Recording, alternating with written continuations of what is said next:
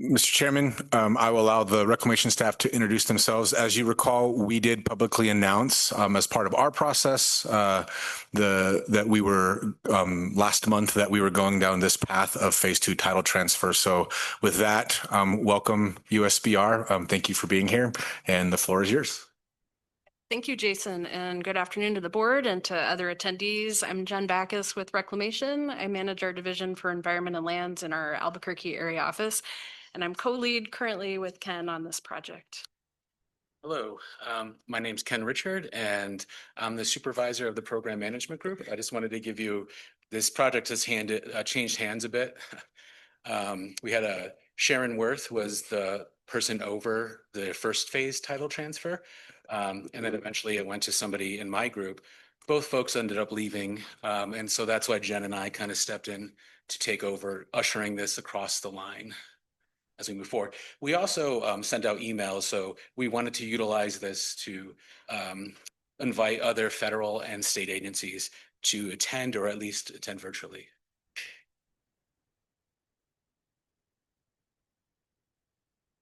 So I'm just going to first kind of give you the outline of what we're going to be talking about. We're going to talk about the authority and scope of what we're doing, the history of reclamation's involvement, the 1951 contract, the title transfer 2019 legislation that allows us to go through this streamlined process, as well as what's in the phase 2 title agreement, and then process and status. So the 2019 Dingle Act is what we used for phase 1 of the title transfer that was completed in November of 2021. That's what we're using now. Jen will go into the Dingle Act in a little bit more detail as we move forward, or in detail as we move forward. The scope of the first phase of the title transfer was the southern half of the Middle Rio Grande Conservancy District, and phase 2 covers the Bernalillo County. We're using the same methods we used in phase 1 for mapping, technical, and legal. The legal approach applies for phase 2. And this does not include Pueblo lands, this title transfer, or any Pueblo infrastructure. And so this is just to visually let you see where title transfer phase 1 and 2 are. So phase 1 is the yellow hatched. And again, that was completed in November of 2021.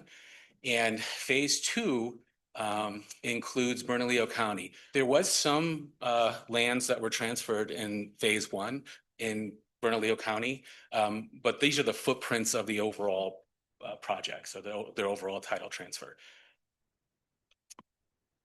And since I am sure everybody knows the history of the district, except for the folks that we may have invited. So from Reclamation's perspective, we thought it would be good to kind of go over the history of the district, which is when there was pre-colonial canals, there was expansion of the area that was being farmed in the 1700s and the 1800s. By the late 1800s, issues arose. There was poor drainage, river aggradation, insufficient water delivery, and then frequent flooding. In 1925, the Middle Rio Grande Conservancy District was formed. It's primarily was formed to drain the swamplands, rehabilitate irrigation systems, provide water for irrigation, and some flood control. It also consolidated 80 independent acequias, 3 diversions, Elvado, hundreds of miles of levees, canals, and drains. And in the 30s and 40s, there was devastating floods. In 41 and 42, the district went bankrupt, and the Great Depression also added to the district's inability to pay and raise funds. Right, I'll continue on with a brief project history of Reclamation's role in the Middle Rio Grande project. So continuing the timeline, then in 1947, there was a comprehensive plan that involved not only Reclamation, but the Army Corps of Engineers. Ken and I represent Reclamation, but we're not speaking on behalf of the Corps today, just making sure we clarify that. The comprehensive plan focused on flood control and drainage, water and sediment conveyance, and rehabilitation and construction of irrigation works.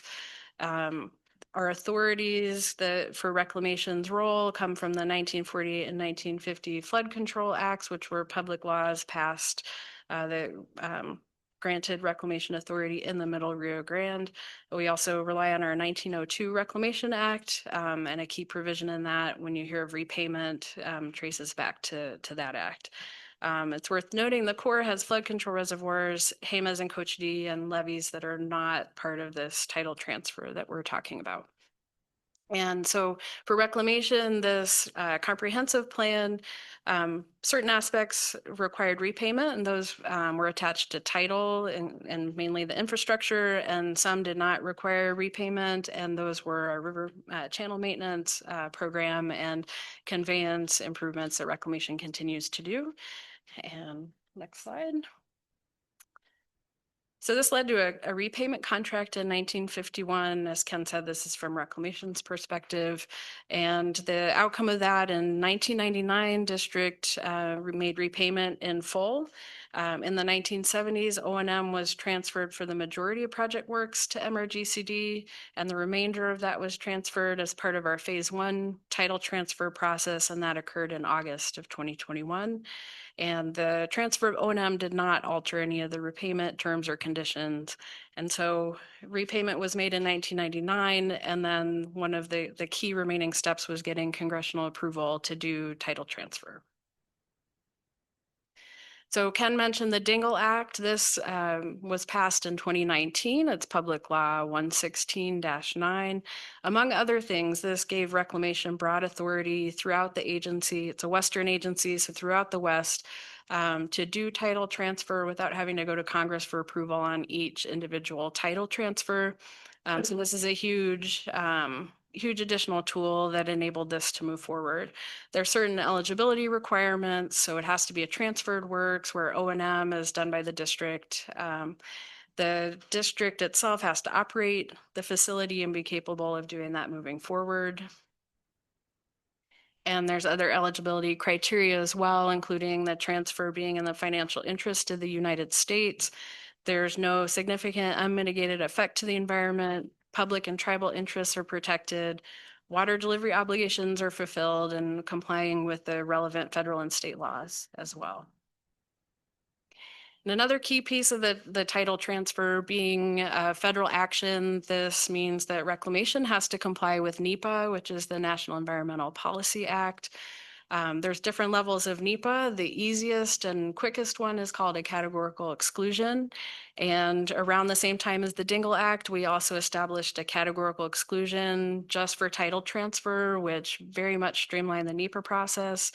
And as long as it meets qualification factors in that CE, and as long as it does not trigger what are called extraordinary circumstances, then we can use this CE and we don't have to do a more thorough NEPA process. And we believe that applies to phase 2.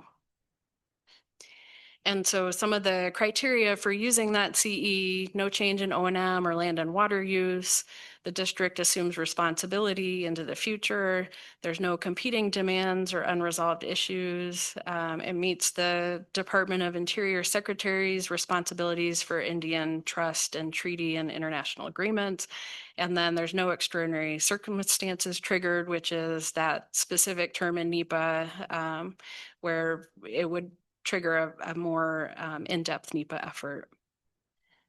And then Ken will talk about the phase 2.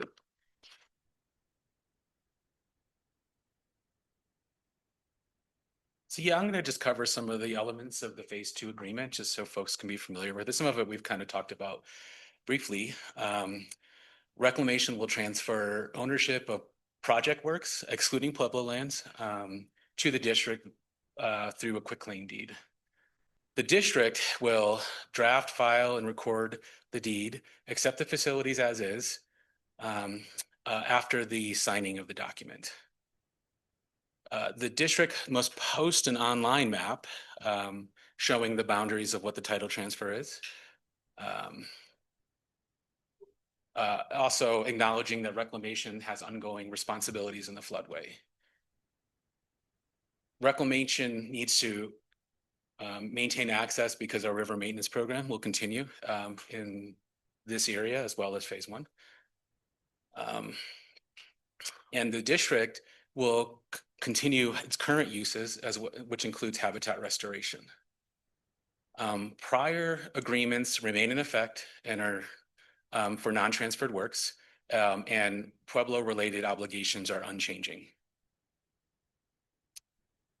If there's need for modification before this agreement is submitted to Congress, we both have to agree in writing to that before we submit those changes to Congress. Once transferred, the project works are no longer federally owned or eligible for federal project benefits. The district takes over licensing and responsibilities, and the U.S. is no longer liable unless there's something that previously was occurring pre-transfer negligence. The agreement doesn't authorize funding or future financial obligations beyond legal appropriations, and the agreement grants no enforceable rights to outsiders and prohibits special benefits to officials.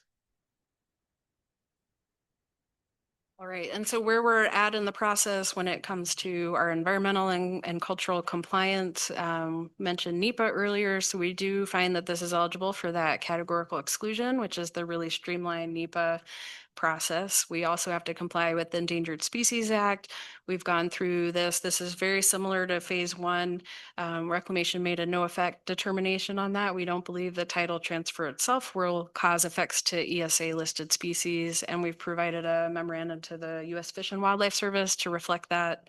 We also have to comply with the National Historic Preservation Act, or NHPA. So we consult with the New Mexico State Historic Preservation Office, or SHPO, and we're in the process of consultation with them. And we believe we'll end that with a memorandum of agreement, as well as in parallel, the district is working on a memorandum of understanding with SHPO as well for cultural historic features moving forward post-transfer.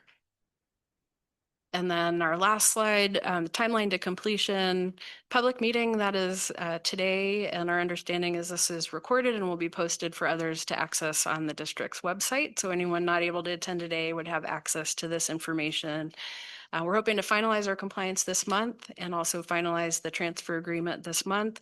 It then goes through a process that takes a couple of months, notice to Congress.